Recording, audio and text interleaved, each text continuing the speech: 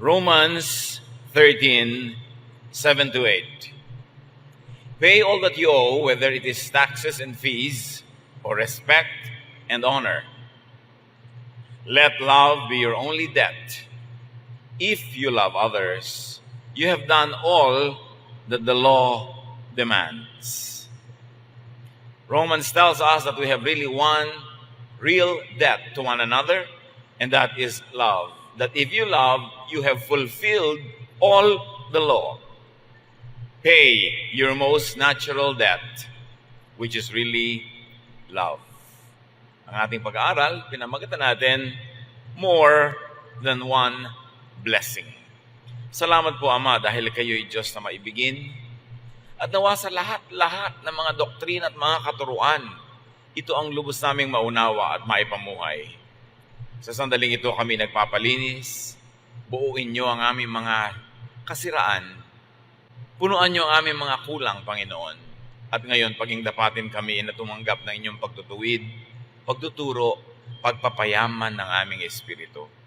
Kayo ang mangaral, lead us unto greater knowledge of you, lead us unto more practical spirituality, at nawa, Panginoon, yung kalooban niyo na kami magkaroon ng buhay na masagana, mapayapa, tahimik, maibigin, ay maganap sa pagsunod namin sa inyo. Lead your people, bless your people, lift up only your name. Father, we thank you, we honor you and seek you.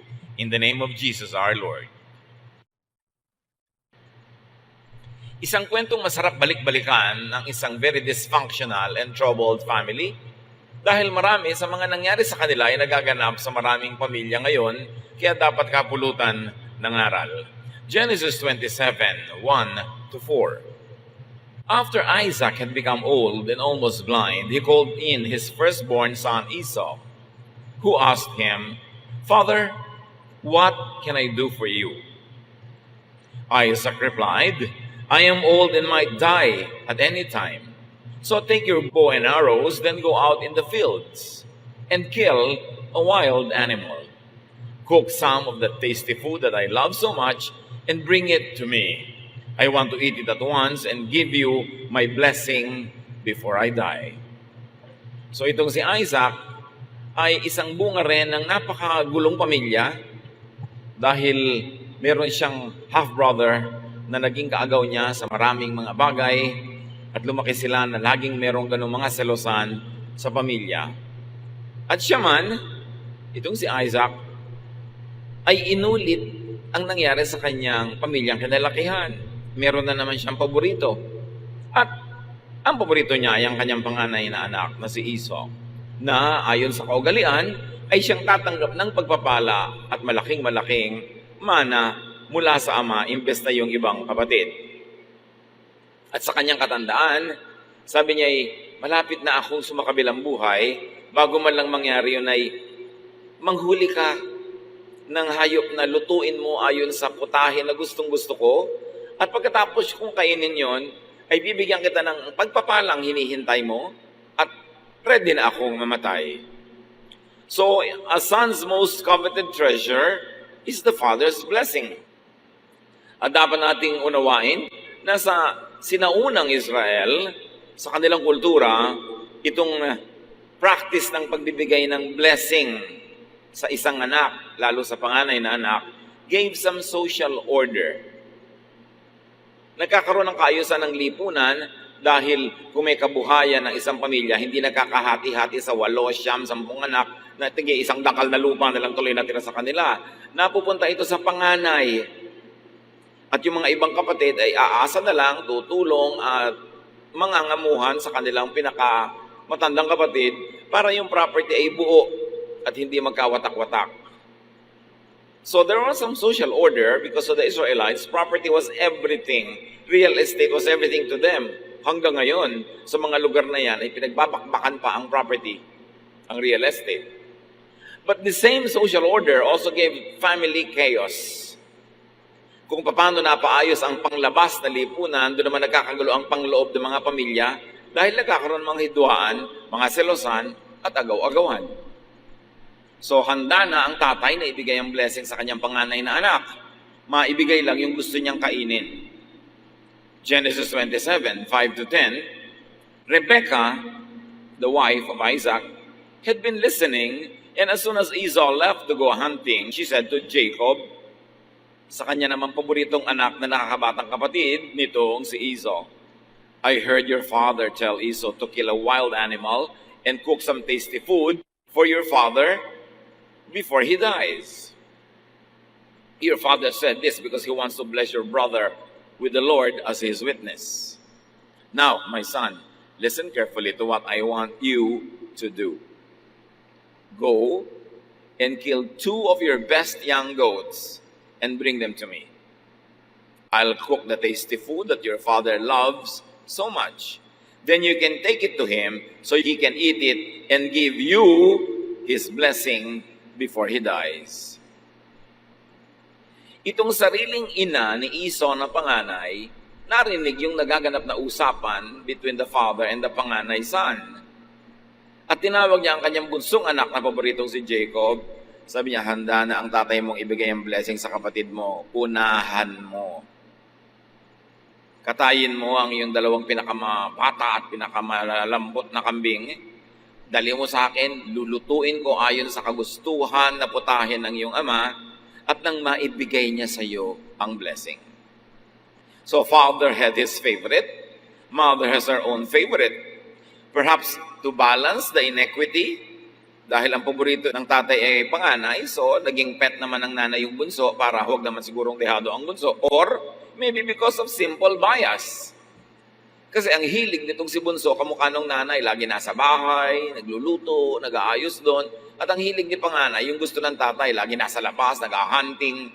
Magkaiba ng hilig yung magkapatid na umayo naman sa magkaibang hilig ng kanilang ama at ina. So you can imagine the division, the competition, the stress and tension within this family. Lagi na lamang merong pagkakukumpara, paghahambing, at pag-uunahan. Genesis 27, 11 to 13. My brother Esau is a hairy man, Jacob reminded her, and I am not. If my father touches me and realizes that I am trying to trick him, he will put a curse on me instead of giving me a blessing. Rebekah insisted, let his curse fall on me. Just do what I say and bring me the meat. Sabi naman itong si Jacob, ang kinis-kinis po ng balat ko. Si kuya, mabuhok. Paano kung himasin ako ng tatay at malamang hindi pala ako si Esau, magagalit siya. Malabo na kasi ang mata nitong tatay, hindi na nakakakita sa katandaan. Sabi niya, at baka imbes na blessing ang ibigay sa akin, ay sumpa. Sabi naman ng nanay niya, talbog sa'yo, dikit sa akin. Pag isinumpa ka, ako ang aako nung sumpa na yon. Basta sundin mo ako. Lolokohin natin ang tatay mo para makuha natin ang blessing na para sa kuya mo. You know, overly protective mothers create weak sons. Kaya napaka-weakling nitong si Jacob. Laging nasa ilalim ng saya ng nanay niya. At kahit na sa maraming lipunan, pagka ang mga nanay sobrang protective sa kanilang mga anak na lalaki, ang tatanda na ng mga anak nila, bonjing pa, irresponsable pa, nagbabata-bataan pa at pabebe. Kasi binebebe-bebe ng nanay. Marami nagtatanong, bakit ang dami-dami mga lalaking irresponsableng asawa, walang kwenta, tamad? Siguro yung nanay, pinalaking ganon, kinonsinting ganon, kaya nagkaganyan-ganyan. Hindi lagi, pero madalas. Yun ang dahilan. At eto na naman to si Rebekah, isang typical na nanay na lagi niyang ini-spoil ang kanyang anak. Genesis 27, 14 to 17. So Jacob brought the meat to his mother, and she cooked the tasty food that his father liked. Then she took Esau's best clothes and put them on Jacob. She also covered the smooth part of his hands and neck with goat skins and gave him some bread and the tasty food she had cooked. Binuo na talagang nanay na ito ang plano na lokohin yung asawa niya. Kinuha niya ang damit ng kanyang panganay na si Esau at ipinasuot sa kanyang bunsong si Jacob para pag inamoy-amoy ng tatay yung damit, ang maamoy ay yung amoy ni Iso. At yung makinis na balat, no problem. Balutin natin ang balat ng kambing na mabuhok para kung sakaling mahipo ang yung bisig, ay makita, ay balbon pala, ito nga talaga si Iso. At napakalinaw ng lesson dito mga kapatid, that children could deceive their parents just to have ill-gotten blessings. Sila pa lang ang tao, no, naglolokohan na sila. Kaya napakagandang pag-aralan at balik-balikan itong kwentong ito para di natin tularan. Genesis 27:18-20, Jacob went to his father and said, "Father, here I am." "Which of my sons are you?" his father asked. Jacob replied, "I am Esau, your firstborn. And I have done what you told me. Please sit up and eat the meat I have brought. Then you can give me your blessing." Isaac asked, "My son, how did you find an animal so quickly?" "The Lord your God was kind to me," Jacob answered. "Eto na po ako, dala ko na ang pagkain." Sabi, ang bilis-bilis mo namang nakapag-hunting. Sa sandali pa lang ang dumaan na panahon. Sabi niya, binless po ako ng Diyos. You know, deception needs the cover of more lies. May number one lie sila na siya si Esau. So may lie pa uli na costume, may lie pa uli na pagsisinungaling. And you see that even these people could use and misuse and abuse the name of God. Isinangkot pa ang Diyos sa kanilang panlilinlang. Genesis 27:21-29. "My son," Isaac said, "come closer where I can touch you and find out if you really are Esau." Jacob went closer. His father touched him and said, "You sound like Jacob, but your hands feel hairy like Esau's." And so Isaac blessed Jacob, thinking he was Esau. Nagdududa na nga yung tatay. Sabi, ang boses, pang kay Jacob. "Halika nga at mahipo ko ang iyong balat." At nung nahipo niya yung balat ng kambing, si Esau naman ito. At ibinigay ang pinakaasam-asam na pagpapala. Isaac asked, "Are you really my son, Esau?" "Yes, I am," Jacob answered. So Isaac told him, "Serve me the wild meat, and I can give you my blessing." Jacob gave him some meat, and he ate it. He also gave him some wine, and he drank it. Then Isaac said, "Son, come over here and kiss me." While Jacob was kissing him, Isaac caught the smell of his clothes and said, "The smell of my son is like a field the Lord has blessed." "God will bless you, my son, with dew from heaven and with fertile fields, rich with grain and grapes. Nations will be your servants and bow down to you. You will rule over your brothers, and they will kneel at your feet. Anyone who curses you will be cursed. Anyone who blesses you will be blessed." At hanggang ngayon, inaangkin ng mga descendants nitong si Jacob, itong pangako na ito na sino man ang sumumpa sa iyo susumpain, sino man ang magpala sa iyo pagpapalain. Pero yung pagkakakuha niya sa blessing na yun ay sa pandaraya, sa maruming paraan. Nagdududa ang matanda. Kaya sabi niya, "Halika nga't halikan mo ako, anak." At habang hinahalikan ng anak na bunso si tatay, gusto lang palang amuyin ng tatay yung anak. Sabi niya, ang amoy ng anak kong si Esau, amoy ng mga damo, amoy ng mga parang, amoy ng mga wilderness. Talagang gusto-gusto niya yung outdoors. Pero hindi niya alam, yung damit lang na naaamoy niya, suot ng isang fake na anak. Na kunwari ay siya yung panganay. Fair ba ito? Fair ba na ibigay ang blessing sa isang nandaraya? Today's sense of fairness cannot be applied to the ways of ancient people who lived under very different contexts. Hindi pwedeng i-apply natin ang mga values, sensibilities, pag-iisip natin ngayon sa mga naganap sa mga buhay sa taong napakatagal na sa malayong oras at panahon at lugar na buhay sa ibang-ibang konteksto, at mga kapaligiran. Which begs the question, why insist on applying to today's people who live in a very different context the obsolete ways of a remote, ancient culture like the culture of this family? Nung tribal pa lang, ang kanilang buhay, ang kanilang mode, hunting, gathering, very little agriculture, ibang-iba pa. Marapat ba na ang mga paggawi, pamamaraan nila noon ay sapilitang ipamuhay ngayon sa ibang-ibang konteksto? Yan ay isang magandang usapin na dapat ipanalangin, pag-aralan, at pagbulay-bulayan. Genesis 27:30-33. Right after Isaac had given Jacob his blessing and Jacob had gone, Esau came back from hunting. He cooked the tasty food, brought it to his father, and said, "Father, please sit up and eat the meat I have brought you, so you can give me your blessing." Ang kawawang anak na panganay, matapos maghirap sa kanyang pangangaso, sa kanyang hunting, nagtagumpay, iniuwi ang kanyang nahuling hayop, at ito'y kinatay, inihanda, niluto, fair and square, ayon sa usapan, at pumasok sa tent ng kanyang tatay at sinabing, "Tatay, narito na po ang inyong gusto. Mangyari pong maupo kayo at papakainin ko na ito sa inyo at ibigay nyo na sa akin yung blessing."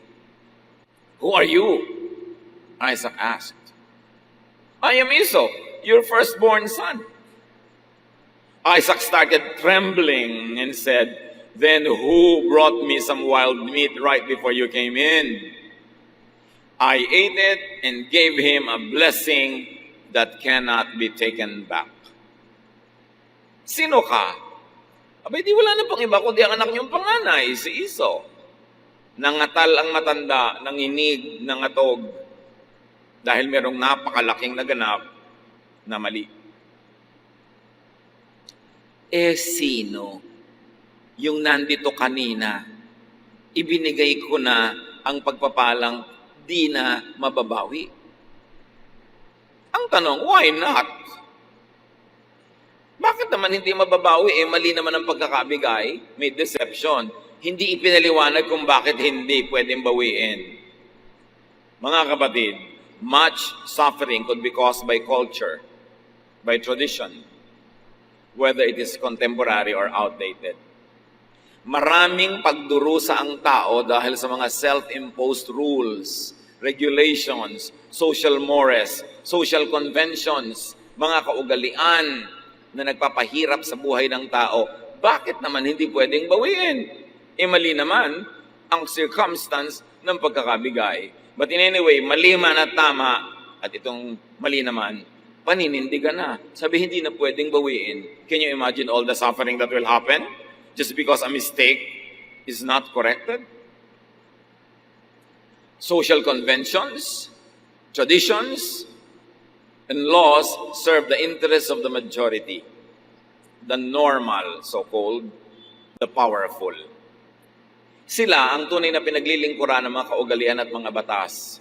Dahil silang mga nakakapanaig, silang mga makapangyarihan sa lipunan, silang merong mga otoridad, ang gumagawa din ng mga batas na natural ay ayon, katig at mabuti para sa kanila.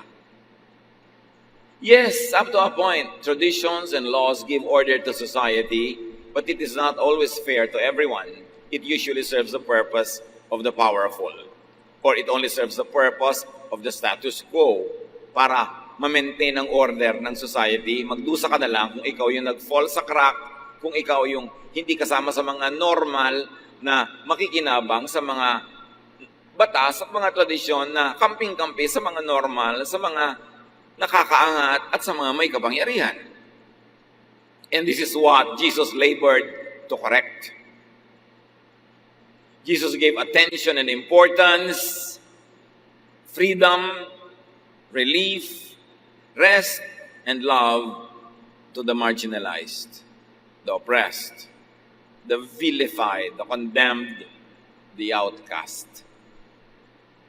Nagkakaroon ng maraming outcast. Tulad nitong si Esau, magiging outcast na siya.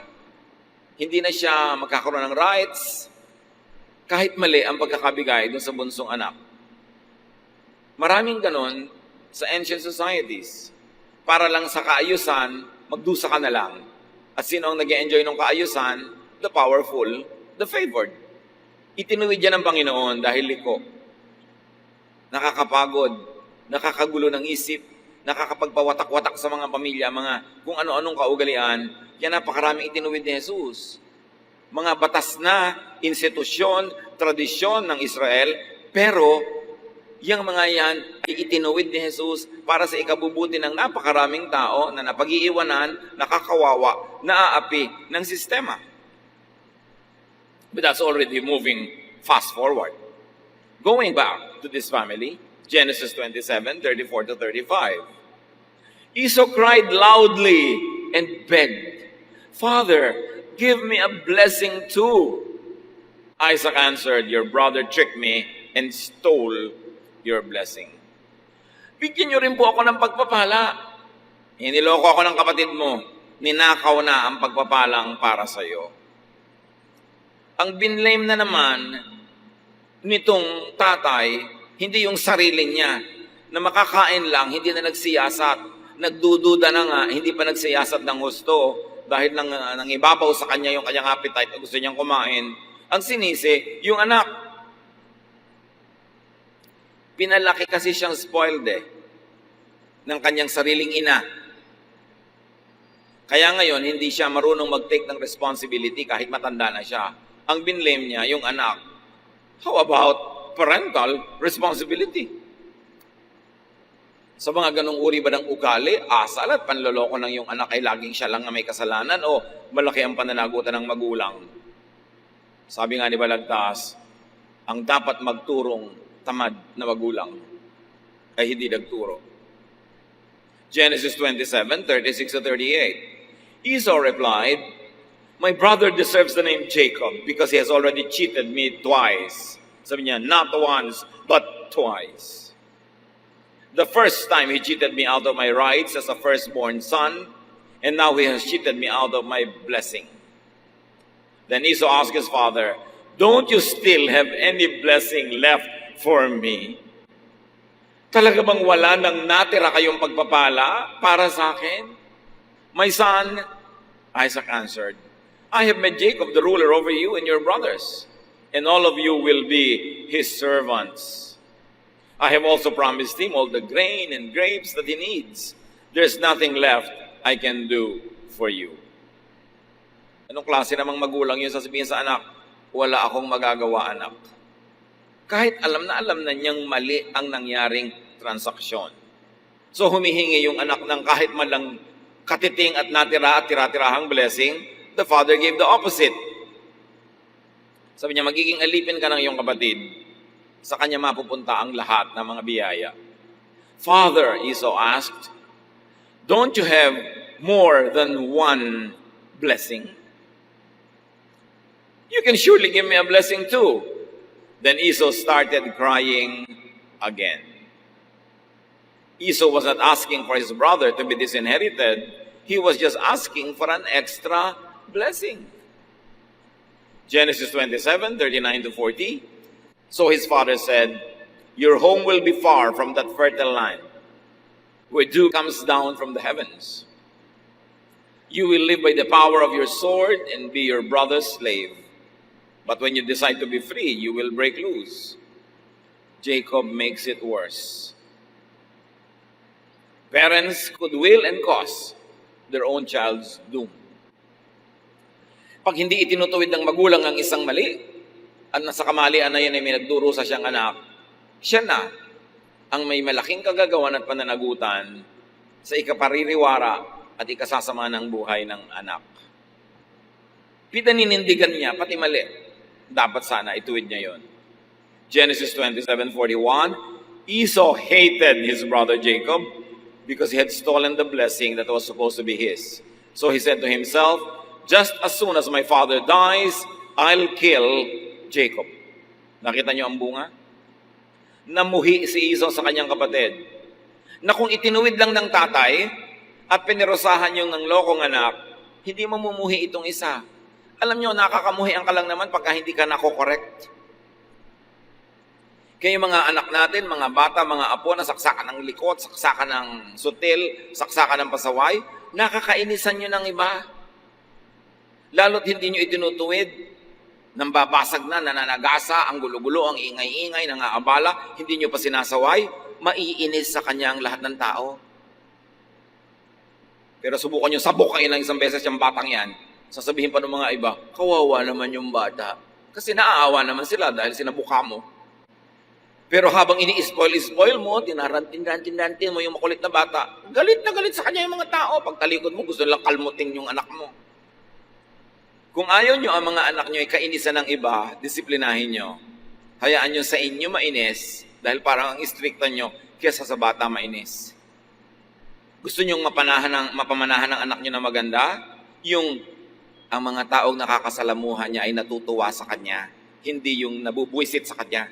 Yun ang magandang pamana. Kaya pag ini-spoil mo yung bata, ang ipapamana mo sa kanya, yung makayamutan siya ng lahat. Kasi lalaki siyang selfish, lalaki siyang mayabang, lalaki siyang walang pakiramdam, hindi nakikiramdam sa kapwa. Anong uri ng reaksyon ng madla ang mangyayari? Hindi magandang pamana yung ganon. Parental misdeeds could divide their own children. Pag may mga magkakapatid na nag-aaway-away, nagbabangay-bangayan, lalo sa mga property, sa mga ganyang bagay, hindi lagi, pero madalas, may pananagutan yung magulang. Nagkanya-kanya sigurong pet, nagkanya-kanyang favorite, nagkanya-kanya ng uri ng unfairness doon sa hindi paborito. Ang bunga tuloy, hindi nagmamahalan yung magkakapatid, sila naghihidwaan dahil yung hindi pantay na pamamalakad ng mga magulang nila ang nagturo sa kanila to preserve themselves and to attack the brother or the sister. Parental misdeeds could cause and perpetuate sibling rivalry and distort and destroy their child's personality. Hindi ako magsasawa na balik-balikan ng mga katuruan na ito. Sa dami na ng nakita kong tao na tumanda na lang at lahat, wasak ang kalooban, basag ang puso, lusaw ang utak kasi lumaki sila na hindi nila naramdaman na minahal sila o kaya ay hindi fair ang pagtanaw ng mga magulang. Akala nyo ba ang mga bata kung unfair kayo? Paborito nyo si A? Akala nyo ba hindi ramdam yun ni B? Akala ba natin ang mga bata hindi matatalino? Ramdam na ramdam nila yun. Alam na alam nila yan. Binigyan sila ng kalikasan ng capacity to survive. So naturally, they know how to survive. They will sense who their friends are and they will sense who their enemies are at young age. At napakahirap na ang tanda-tanda na hindi pa makarecover dahil sa maling pagpapalaki ng magulang. Genesis 27:42-45. When Rebekah found out what Esau planned to do, she sent for Jacob and told him, "Son, your brother Esau is just waiting for the time that he can kill you. Now listen carefully and do what I have to say. Go to the home of my brother Laban in Haran and stay with him for a while. When Esau stops being angry and forgets what you have done to him, I'll send for you to come home.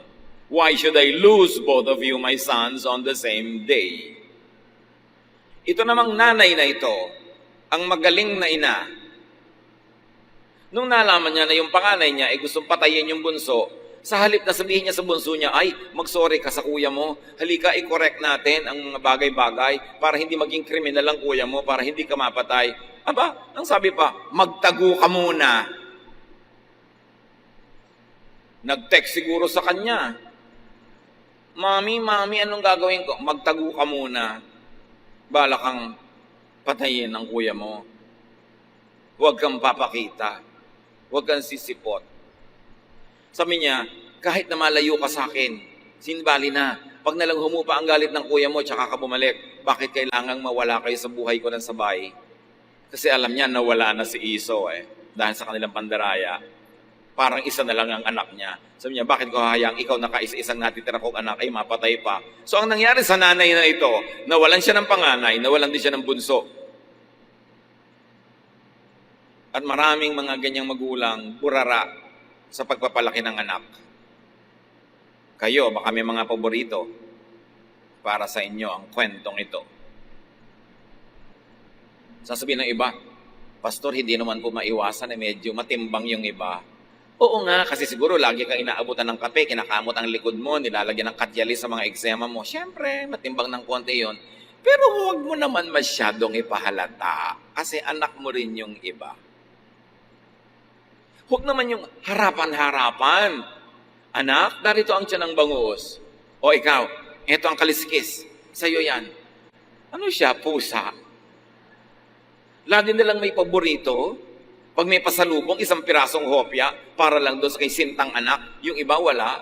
Alam nyo, kaya nagkaaway-away magkakapatid na ganyan. Kagagawa na magulang. Dapat nga, pag nagkakainggitan, ikaw pa magsabing, hindi, mahal ka ng ate mo. Hindi, mahal ka ng kuya mo. Ganun dapat ang magulang. Nagbabalance, hindi yung may kakampihan pa. Mamaya yung mag-asawa na ang magkaaway kasi may kanya-kanyang kinakampihan. Hindi isinulat ang mga kwentong ito para maging dekorasyon ng buhay natin. Isinulat yan para pag-aralan at kapulutan ng aral. Through misdeeds, parents could lose their children. Napapariwara, nawawalay, may nakukulong pa, may napapatay, may nakakapatay, na hindi sana dapat mangyari o minimize lang dapat yung mga ganon kung pinalaki ng tama. Anong kinalaman nito sa topic natin na more than one blessing to pay your most natural debt, which is love?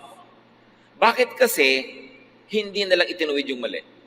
At bakit hindi hinati ang pagmamahal at pag-ibig? Dahil sa tradisyon? Dahil sa kaugalian? Itutuloy mo pa rin yan kahit hindi maganda ang resulta sa iyong buhay, kahit na naghahati sa iyong pamilya, kahit na unjust? Ang mga tunay na anak ng Diyos ay dapat mag-isip. Kaya maraming tradisyon ng Israel, itinuwid ni Jesus, kahit Sabbath. Sabi niya, kung nakakabuti sa inyo magtrabaho sa Sabbath, di magtrabaho kayo. Why follow the law to the letter to the point that you are oppressed? Sabi niya, Sabbath was made for man, not man for the Sabbath. Romans 13, 8-14. Let love be your debt. If you love others, you have done all that the law demands. Can you imagine Paul interpreting all the laws of Israel? Sabi niya, alam nyo, ang tanging utang nyo lang sa kapwa, ang utang na ibigin siya at mahalin.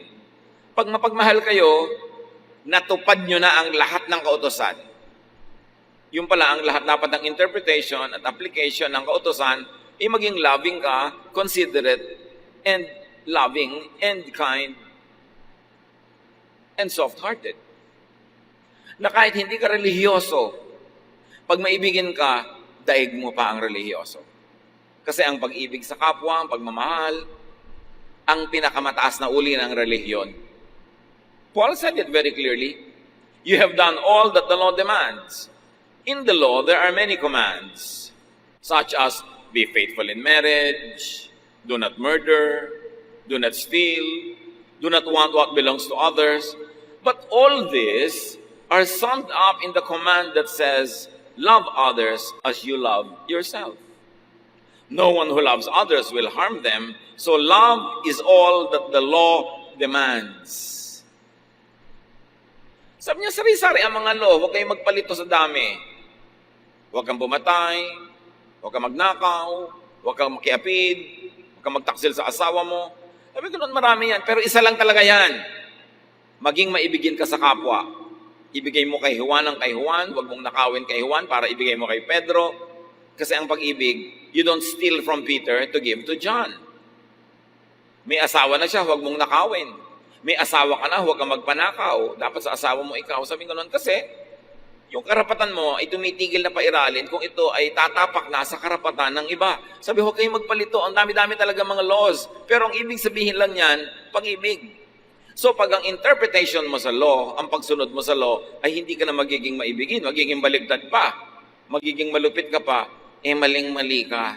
Huwag mo nalang sundin dahil mali ang application mo. At marami mga tao masunod lang, kaugalian, ang law, ang tradition, ang doktrina, kahit sila maging malupit, gagawin nila. You defeat the purpose because the purpose of the law, the interpretation of the law, and the application of the law is only one, be loving. Love people. Yun lang ang sinasabi ng law. At nalungkot tayo dahil maraming pag-interpret at pagbasa ng law, ang bunga, hindi ka loving, hindi na baligtad. So, napaka-importante. But do not love Jacob at the expense of Esau. Katulad nitong tatay, na ibigay na niya ng mali, pinanindigan. Yung nanay, mahal niya si Jacob, kahit nadayain niya si Esau. Hindi pagmamahal yon. Kasi pag mahal mo si A, pero para mahalin mo siya, nanakawin mo si B, hindi na loving yon. Dapat lagyan ng balanse. Mamahalin kita hanggang hindi ko kailangang mangmuhi sa iba. Bibigyan kita hanggang hindi kailangang nakawan ko ang iba. Yun ang love. Hindi yung love kita, let's hate the others, at tayo na lang mag-enjoy sa buhay. Ang linaw-linaw ng interpretation ni Paul sa Romans. Ephesians 5:21-33. So let's bring home the issue of love very close to our hearts. Honor Christ and put others first. A wife should put her husband first as she does the Lord.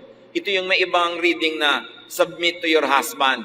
So inaalipin ka na, binubuhusan ka na kumukulong tubig, tinutusok ka ng aspile, yes ka pa rin ng yes dahil submit. Of course not. That is not the meaning of that. Ang sinasabi ng submit is put the interest, very especially the honor and dignity of your husband above yours. So ang talagang matinong reading nung submit to your husband, huwag kang gagawa ng nakakapagpasaya sa'yo pero nakakasira ng dangal ng iyong asawa. So kung ayaw ng asawa mong lalaki na pakalat-kalat ka, pagulong-gulong, pakembot-kembot sa lansangan, manahimik ka sa bahay, yun ang ibig sabihin ng submit to your husband. Hindi ibig sabihin na alilang-alila ka, alipin na alipin ka, aping-api ka, submit pa to your husband. Ang ibig sabihin, submit to your husband in area of your chastity and dignity that nothing that you will do will destroy his honor. Yun ang enlightened meaning nun, hindi yung ginugulpi ka na, payag ka pa kasi submit to your husband. A wife should put her husband first as she does the Lord. A husband should love his wife as much as Christ loved the church and gave his life for it. So each husband should love his wife as much as he loves himself. And each wife should respect her husband. Yun ang ibig sabihin ng submit to your husband, respect. At ito, very clearly in terms of sexuality and morality, respect your husband, submit to his dignity. Isurrender mo sa kanyang dignity ang mga iba mong hilig at gusto sa buhay. Pero, exchange yun. The wife submits to the husband in terms of chastity and cleanliness and holiness. But the husband loves the wife as his own body, as Jesus loves the church. Hindi yung pareho lang kayo nagtrabaho maghapon, pagdating sa bahay, si wife pa lang lahat-lahat. Siya pa ang mamamalengke pagkagaling sa office, magkakaliskis ng isda, magluluto, magkakain, pagkatapos magliligpit at maglalaba at mamamalansya para sa isusod yung bukas. Tapos ikaw nanonood ka lang ng TV. Hindi yun love. Kailangan tinutulungan mo, lalo hindi mo naman nabibigyan ng maraming pera para meron siyang mga katulong. Sabi, dapat ikaw ang tumulong, husband. Ano ka, si Emperor Caligula? Ang liit-liit naman ang sweldo. Tapos among-amo. Dapat fair. Yun ang sinasabi nitong verses na ito. Yan ang love in action. Na hindi ako magpapahinga at your expense. Hindi ako magpapakaginhawa na ikaw lang ang napagod. Love your partner. Yun ang ibig sabihin. Respect your partner. How many partners hunger for love? Gaano karaming wives or sometimes husbands ang mga lihim na kinikim-kim na sama ng loob at hinanakit kasi ang feeling nila hindi sila minamahal enough. Hindi naaalala ang kanilang mga birthday. Yung ba namang wife mo, birthday, re-regaluhan mo ng rice cooker. Pagkain mo rin ang lulutuin niya doon sa rice cooker na yon. Dapat pagka-regalo kay wife, ang personal, hindi vacuum cleaner.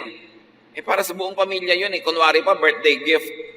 Bumili ka lang ng gamit sa bahay, itinapat mo sa birthday niya para ka makatipid. Kailangan pang kanya talaga. Yun ang maraming mga wives hindi lang kumikibo kasi nahihiyang kumibo. Iniisip nila parang hindi naman dapat kumibo. Pero hindi sila kontento sa pagmamahal ng husband. So, makiramdam ka naman. Akala mo kung sinong prinsipe tonyoso na ikaw si lover boy of the world. Yun naman pala ay ang asawa mo ay lungkot na lungkot. Kailangan makiramdam. Ephesians 6:4, parents, don't be hard on your children. Ang linaw ng turo, don't be hard on your children.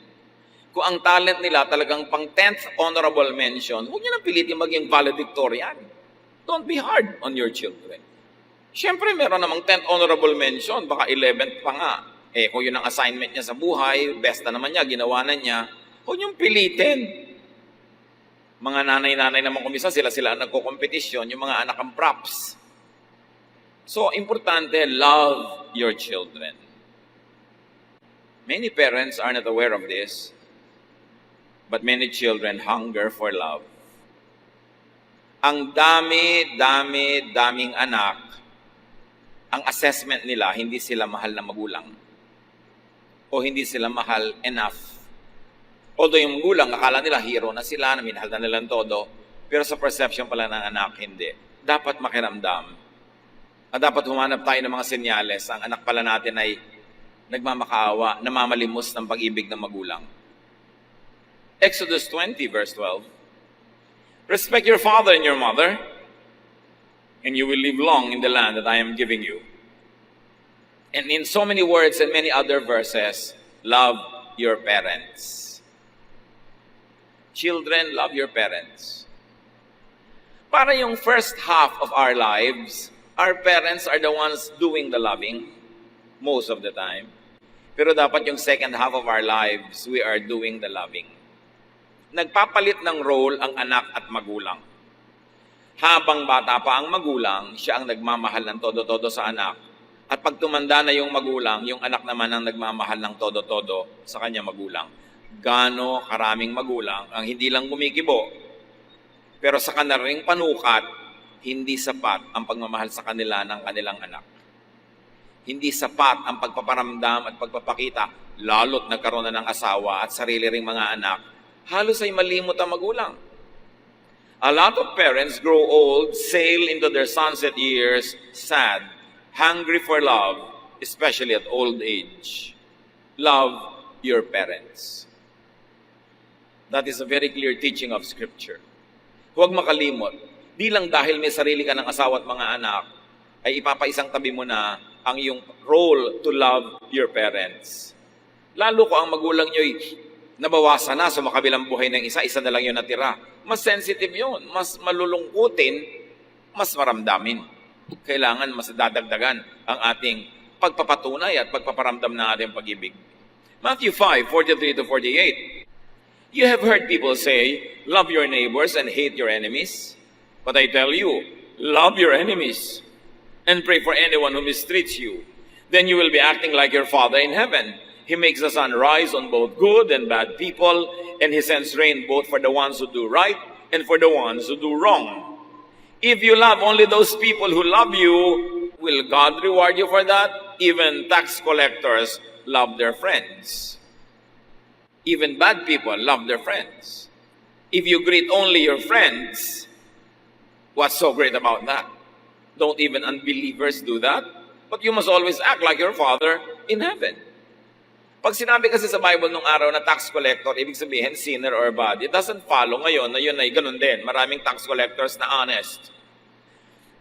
Pero ang ibig sabihin ng original language na yan ay bad. So sabi, kung masamang tao nga maibigin sa mga nagmamahal sa kanila, edi kung ang mahal mo lang yung nagmamahal sa'yo, walang kang pinagkaiba. Pero dahil anak ka ng Diyos, dapat nahigitan mo yung ginagawa ng mga karaniwang tao. Yung kaaway mo, mahalin mo rin. Nakita nyo, love your neighbors. At extreme pa nga love your enemies. Mga kapatid, if the Bible tells us that we should love our enemies, what is your excuse not to love your parents, your child, your brother, your sister? Kahit nga enemy, pinapalove di lalo naman yung ating mga kapamilya. Utos at privilege. Give people what you owe. Magulang, habang bata pa inyong mga anak, you owe them the love. Mga anak, pag matanda na ang inyong mga magulang, you owe them the love. Lumilipat ang ating papel. Romans 13:7-8. Pay all that you owe, whether it is taxes and fees or respect and honor. Let love be your only debt. If you love others, you have done all that the law demands. Kung ikay relihiyoso pero hindi maibigin, mas mainam pa ang hindi relihiyosong maibigin. Daig ng maibigin ng relihiyoso. E paano na kung spiritual ka na, maibigin ka pa? Yun ang napakaganda. Loving is high religion. Mark 12:31, the second most important commandment says, love others as much as you love yourself. No other commandment is more important than this. No other religious doctrine or practice is more important. Love is duty and privilege. Breaking one sacred duty to love breaks people's hearts, and they leave deep wounds that almost never heal. Wounds that only Jesus can heal. Kaya marami mga tao, mature na dapat ang edad, pero immature pa ang emosyon. Kasi hindi nakatanggap ng sapat na pag-ibig ng bata pa. Kaya buong buhay, naghahanap ng pag-ibig.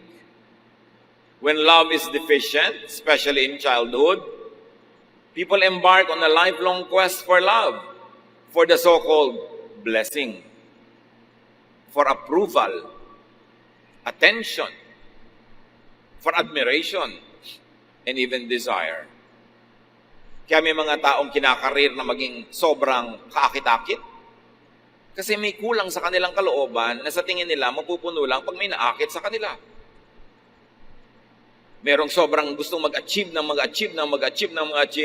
kasi kailangan nila ng admiration. Kasi siguro nung lumalaki sila, walang nag-admire. Baka nilait-lait pa at binasubasura ng sariling magulang. Kaya pagtanda, habol na maka-cover up at makapag-make-up, gagawin ng lahat, pahihirapan ng lahat at ang sarili para mag-achieve, para may humanga. Even this very, very tiring quest for excellence could be a cry for help. Kaya kanya-kanya nang gawa ng gimmick para mapansin, para mapuri. Kasi kapos ng bata pa. You see, mga magulang, pag nagkulang tayo sa pag-ibig, pagmamahal, pag-aruga, pagbigay ng attention, pagpuri sa ating mga anak, sa tamang paraan, pagkulang doon, buong buhay, hinahanap nila ang kapalit at katumbas nun. To the point that some of them make clowns of themselves, just trying to win the approval and if possible, the admiration of the world. And if you cannot be approved or admired, at least you should be desired. Kaya yung mga iba talagang halos kalakalin na lang ang katawan para maging kapansin-pansin dahil yun na lang ang paraan nila para makatawag ng positive attention. Pero nabibigo pa kasi negative attention pa madalas ang napapala. Napakalaking karukahan, kahirapan, kasalatan, yung hindi ka namahal. Lalo nung maliit ka pa. Kaya patuloy ang paalala natin sa mga magulang, mga tiyo, tiya, mga lola at lolo, mahalin nyo, pero disiplinahin, turuan ng tama, turuan maging responsible ang mga bata. Ang pagkukulang natin habang maliit pa sila ay halos hindi na mapapalitan pa buong buhay nila. And they live broken lives, chasing one rainbow after another, working so hard to be admired, to be accepted, and if possible, to be loved. Halos mamalimos ng pag-ibig, halos bumili ng pag-ibig, kasi yun ang kulang. Malaki ang pananagutan ng mga hindi nagmamahal sa mga bata. At kung tayo naman yung lumaki na, hindi tayo namahal, hindi mo na ibabalik ang panahon. So tama na ang dramang bukid, hindi mahalin mo sarili mo. Magpakatino ka, magpakaayos ka, at maging mapagmahal ka sa iba, hoping na masuklian din naman ng tamang pag-ibig, ang iyong pag-ibig. Patawarin na yung mga namayapan at namatay na at nagtandaan na nagkulang sa'yo kasi baliwala. Sayang lang kung patuloy kang mabubuhay sa paninisi, sa galit, sa puot, sa panghihinayang, kasi hindi na yun may babalik. Ang dapat ngayon, kung ano man ang kulang sa iyo noon, kuhanin mo sa Panginoong Jesus. At kung ikaw ay mabiyayaan ng taong magmamahal din sa iyo, edi salamat. Pero hindi mo kailangan to cheapen yourself just to get attention and just try to buy love. But be the person that is worthy of God's love.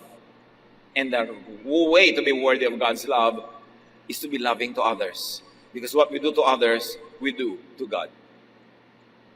Spouse, love your partner for all the love he or she lacked from his family or in his or her childhood.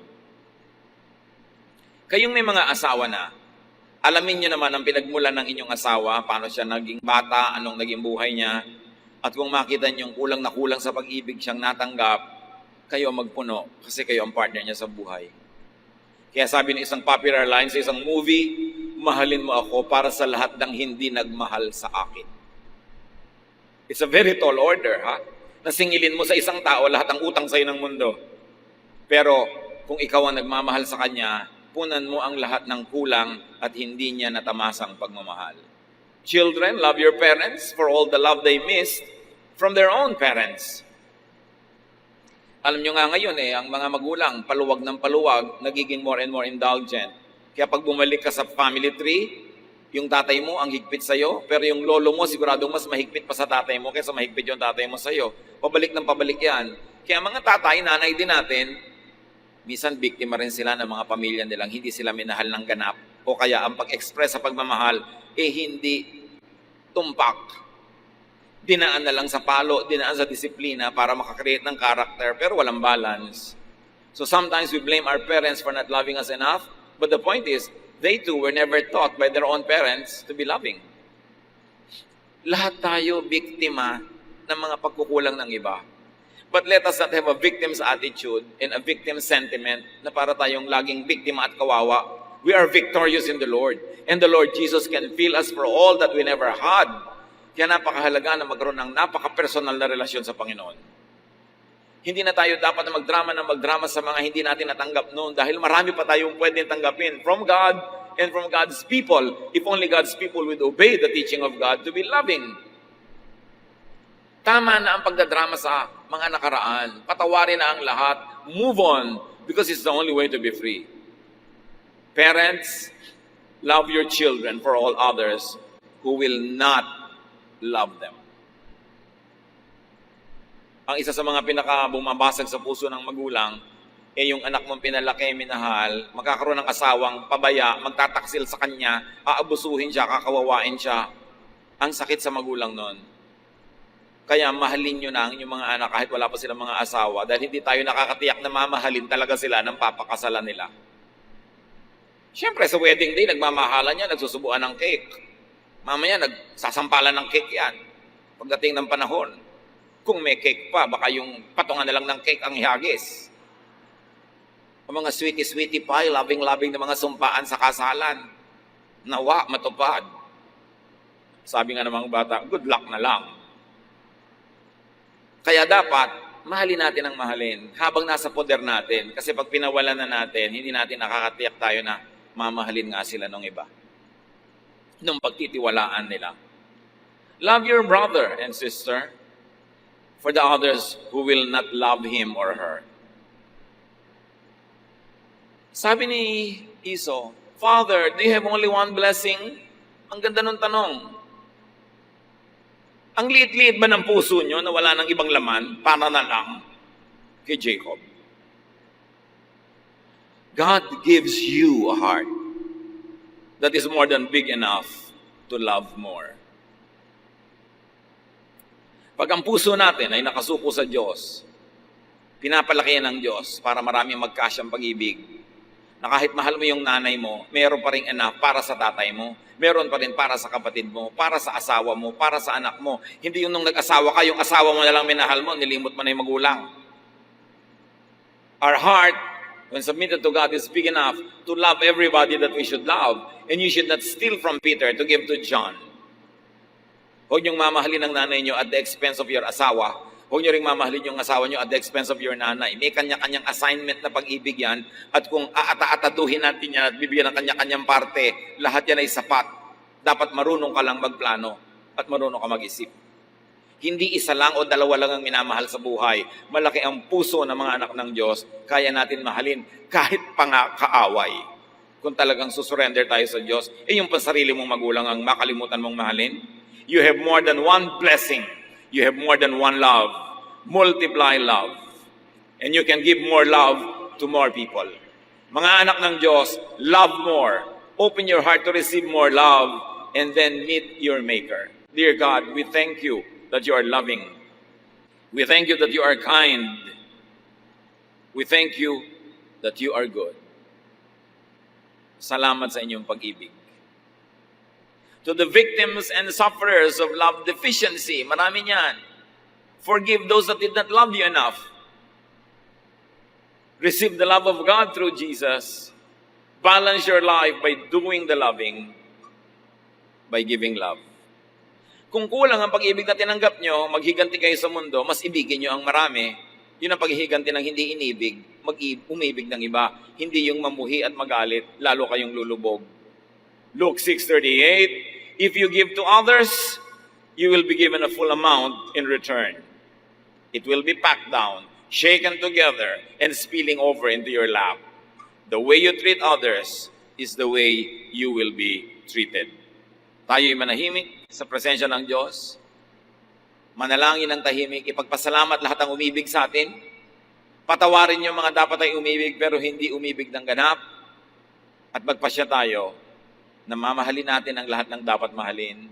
Hindi paborito lang lahat. Dahil kasya ang pag-ibig na ibinibigay ng Diyos para sa atin, para maging proper, correct, and enough ang pagmamahal natin sa iba. Dear Lord, turuan niyo kami na maging mapagmahal. Sa mga kinapos ng tinanggap na pag-ibig, teach us to move on. Tumigil na kami ng pagpapa-impress para lang may humanga, ng pagkakalat-kalat sa mga kung saan-saan para lang may maakit. Turuan mo kami, Lord, to be happy with ourselves and with the way that you have blessed us, and teach us to be blessings to others. At kung ano man ang mga naging kahinaan at kapintasan ng mga pamilyang nilakihan namin, turuan mo kami na sa pagdating ng panahon kami naman ang bubuo ng mga pamilya, huwag naming ulitin ang mga kamalian ng aming mga magulang at mga ninuno at ibahin namin, isunod namin ayon sa kautusan ng iyong anak na si Jesus. Magbulay-bulay tayo, namnamin ang kahulugan nito, lumaya mula sa mga sentimiento na hindi minahal at mag-concentrate sa pag-ibig sa kapwa. As you give, you receive. Dear Lord, bless your people with insight, with wisdom, with enlightenment.